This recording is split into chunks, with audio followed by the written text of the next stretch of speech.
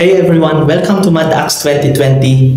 I really am praying today and deciding for God to use this channel to change your life for the good and to believe again that God is able to do exceedingly abundantly above all that you could ask or think. Once again, thank you so much for your continued support, and if you are new to my channel, don't forget to click subscribe for more weekly updates on MadAx 2020. God bless everyone, God cares. Good morning mga kamadax! Hello, hello! MadAx 2020 is here again. At nagsusundo tayo ng mga kapatid. Bago tayo magsusundo, papagas muna ako. Shout out sa akin mga masugid na tagapagsuporta. Kay Jim, kay Jebediah, kay Elijah, kay JC Love, kay Katie Wing.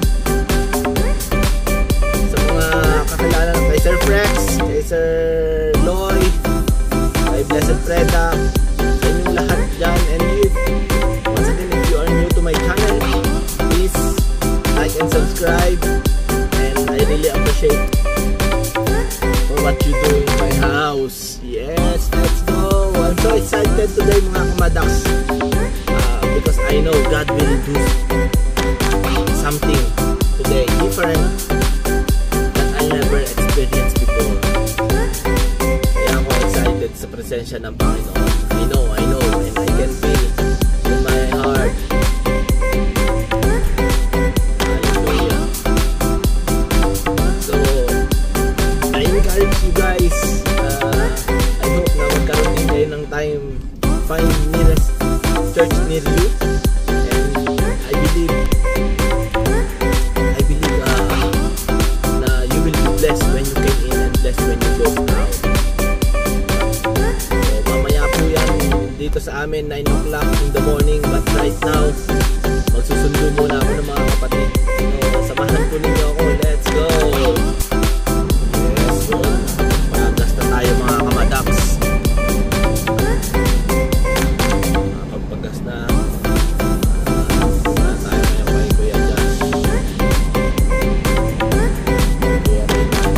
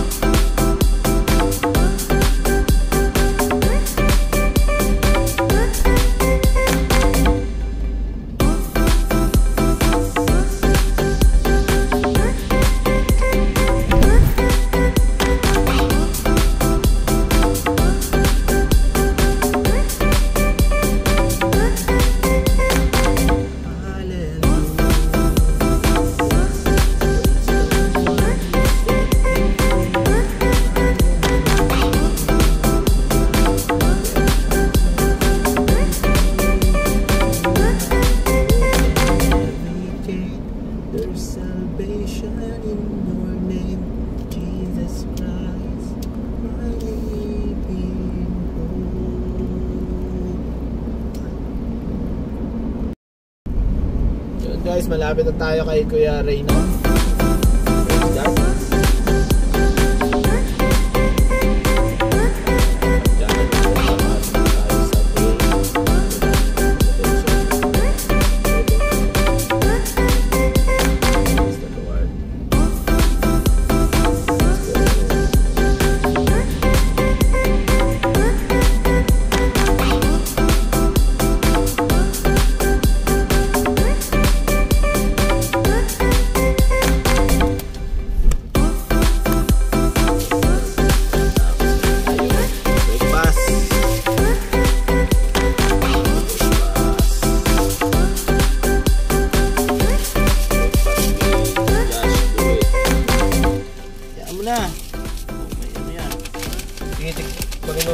Ito siguro yung egg.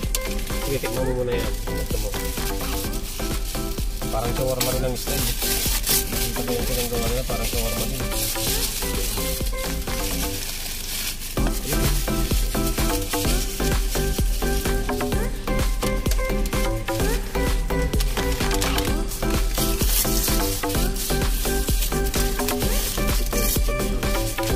Yan, chicken. Gusto mo. Parang alam ko parang shawarma din yan. Woo!